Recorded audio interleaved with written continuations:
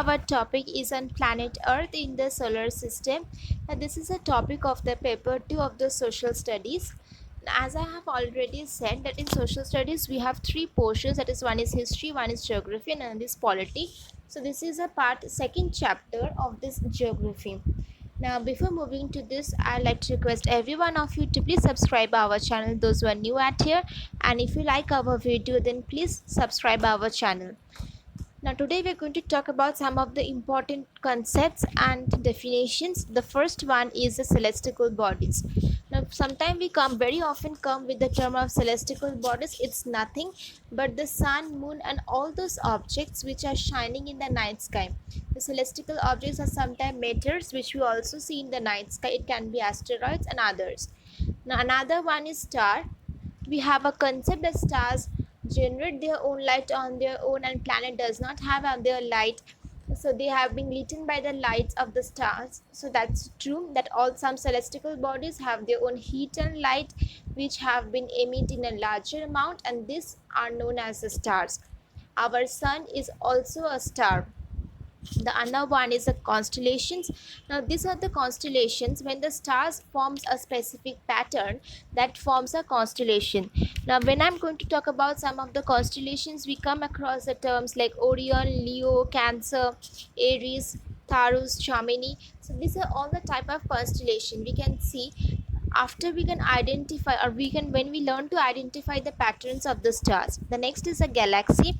So when this huge of the billions of stars or cloud and the dust in a spiral shape, in this galaxy it contains of planet, it contains of dust, gases, stars, asteroids, meteoroids and others. Now our galaxy is known as the Akash Ganga. There are various galaxies in this solar system, but on which our galaxy is Akash Ganga. This last term is very important to us. It comes very often. That is, what is our name of our galaxy? In the next, we are going to learn about the solar system. Now, in today's topic, I'm going to define what are planets, what are the features of the sun, and what are the dwarf planets, types of planets, etc. And our first topic is that so when we're talking about the solar system, the first and the foremost important is the sun. So what is a sun? Sun is basically the pulling force that binds the solar system. It is a source of heat and light for the solar system. Its energy acts as a life supporting system on the earth. Now the distance between the sun and the earth is 150 million kilometer.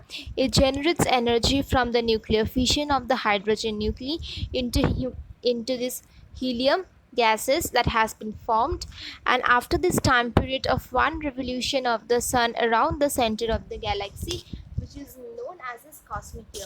So these are all the definitions. So in this you just need to learn about the distance between the sun and the earth, that is around 150 million kilometers. You just need to know about this and you just need to learn about this. Nothing more is important at here. The next part which we are going to it is a very important, is that we are going to learn about the planets. So one basic feature which we have identified is that the planets does not have their light on their own, and they move around the sun in an orbit, in an elliptical orbit. That orbit, that's one, when we move round, when they complete one round, that's known as a revolution. So there are 8 planets all total in our solar system. Now first we are going to divide planets into two. The first two into one classification and another in another classification. The first two classification formed a part of the solar system, and there are 8 planets in the solar system. In the diagrams before we have seen that there are 8 planets. This I'm again moving to this diagram. Now if you see, there are 8 planets. I'm identifying it as number 1, 2, 3, 4, 5, 6, 7 and 8. So there are 8 planets in our solar system. These are the main 8 planets. So when we're talking about this 8 planets, they have also identified this term, that is dwarf planets. So what are these dwarf planets? The dwarf planets are the planets which have same features like the normal planets, but the only difference is that they are smaller in size. There are no other difference than this. The next is that in these 8 planets, which we are going to divide into two. Number first one is a terrestrial or inner planet, and the next one is that gaseous outer planet or Jovian planet. Now the first one is terrestrial or inner planet. The word inner denotes that it is near to the sun, on which we have Mercury, Venus, Earth and Mars according to the distance from the sun. And outer planet or Jovian, outer means the distance is far away from the sun, on which we have Jupiter, Saturn, Uranus, Neptune. Sorry, there is a spelling mistake in this Neptune. It is written as Neptune. So these are known as the outer planet. So why, and another feature is that it is called as Jovian. The word Jovian denotes that it is comparatively more and larger in size compared to these terrestrial planets. So among which we know that Jupiter is the largest, the second largest is the Saturn. So when we consider Jupiter as the first largest, and I'm going to clear it and write it again.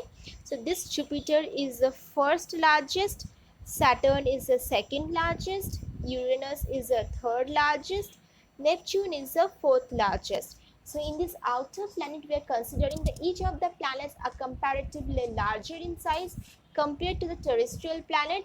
So they are termed as Jovian or gaseous. The term gaseous means they contain gases inside. This is a gaseous planet.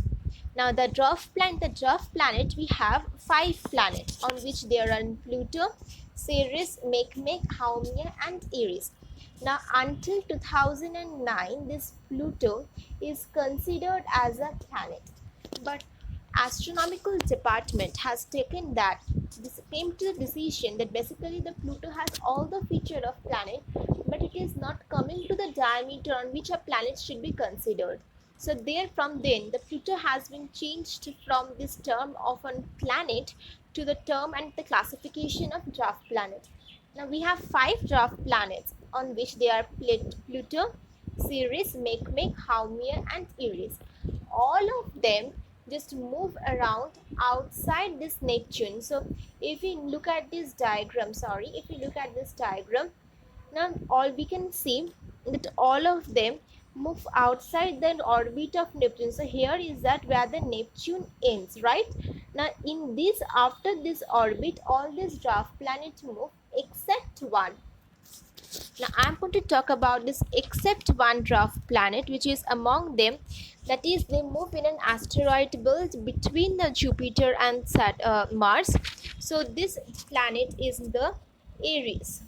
So this is the Aries, which moves between the Jupiter and Mars. So this is a Jupiter and this is the Mars.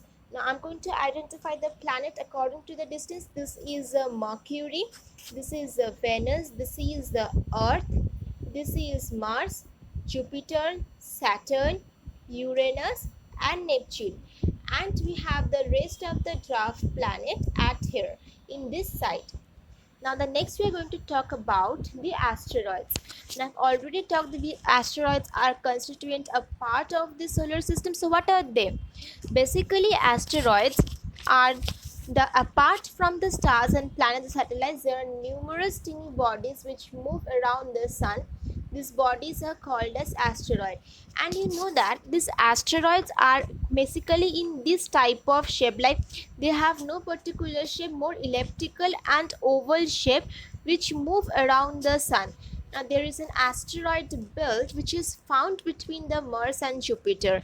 So this belt, which is, why I'm considering it as belt, because there are a huge number of asteroids encircled in a position and moves in an elliptical orbit around the sun, forming a belt-like feature. So there is an asteroid belt between this Mars and Jupiter. Now this belt is known as this asteroid belt. The next we are going to talk about is meteoroids. Now the meteoroids are the small pieces of rock which move around the sun, and these small pieces of rock are called as meteoroid.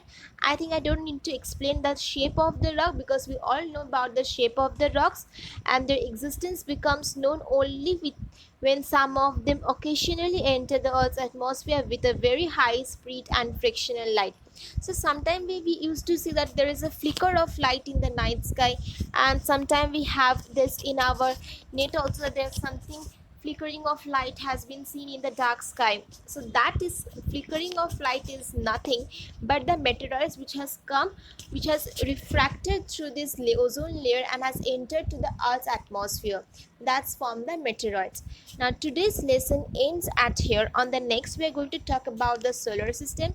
Now the next lesson will be a very interesting lesson where I am going to talk about the different planets, their features. Now we know about the features, but there are various interesting features which we all know. But I'm only going to give a brush up of that. Now, if you like our video, then please subscribe our channel. For subscription, you just need to click the bell icon, and if you like our video, then please click the like button.